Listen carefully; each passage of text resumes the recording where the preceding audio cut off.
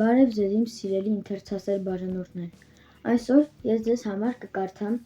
մի հրաշալի գրքից, որի անվանումն է 100 դասական հեքիաթների գիրք։ Այդ գրքից այսօր ես ձեզ համար կկարդամ մի հրաշալի հեքիաթ, որի անվանումն է Արքայադուստրն ու Սիսեռի հատիկը։ Դե ինչ, եկեք սկսենք։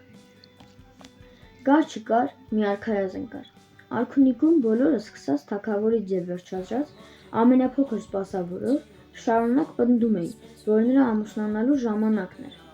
Արքայազնը շատ երջանիկ կլիներ, եթե ամուսնանար, բայց նա ցանկանում էր, որ իր հարսնացուն իրական արքայադուստր լինի։ Նա ողջ աշխարհը մանր էր, տեսել էր բազմաթիվ գեղեցկուհիների, որոնք ասում են, թե իրենք արքայադուստրեր են,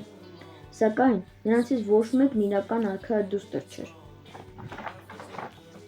Կամ նրանց շարժուձևը բավականաչափ նրբագեղ չէր, կամ ոտքերն էին չափազանց մեծ։ Այդ էր պատճառը, որ արքայազն հաճախ էր առանձնանում պալատում եւ ընթերցանությամբ փարատում տրտմությունը։ Մի գիշեր սարսափելի փոթորիկ բարձրացավ, դեղատարապ անձրև էր թափվում երկնքից, ամպրոպը որոտում էր, կայծակը փայլատակում, պալատի շուրջ բոլորը քամին հանգցնում էին մոմերը, պալատի բնակիչները հավաքվել էին, վառարանի շուրջը հանկարծ շքամուտքի վիթխարի դռան զանգը բարձր հնչեց։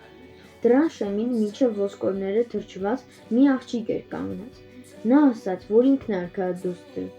սակայն ոչ ոք չհավատաց նրան։ Նրա մազերը հավաքված էին, զգեստ թաց, մետաքսե կոշիկները, ցեխի մեջ կորած։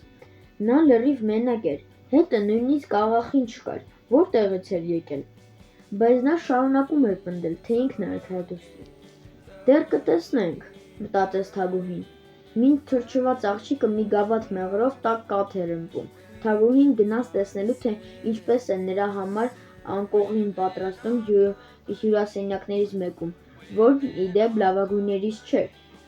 Նա հարկ չհամարեց անպահետ ժամանակ այցելուին տեղավորել լավագույն ննջարանում։ Ի վերջո, գուցե նա ընդամենը մի հասարակ աղջիկ էր։ Թագուհին աղախիներին կարգադրեց մահճակալի վրայից վերցնել բոլոր ծածկոցներն ու ներքնակը։ Հետո նա Սիսեռի մի հատիկ դրեց անկողու մեջտեղում։ Աղախիները 20 ներքնակ դրեցին Սիսեռի հատիկի վրա և ներքնակները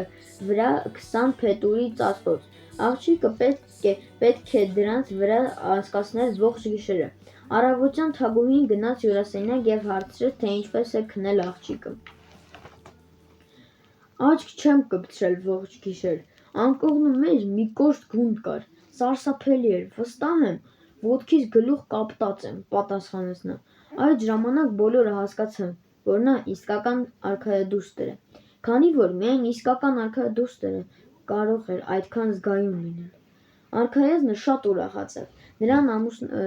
նրանք ամուսնացան ու ապրեցին երջանիկ։ Արքայազնն ու արքայադուստրը միշտ քնում էին փափուկ անկողնում, իսկ Սիսեռը պահեցին թանգարանում, այն գուցե մինչ օրս էլ այնտեղ է։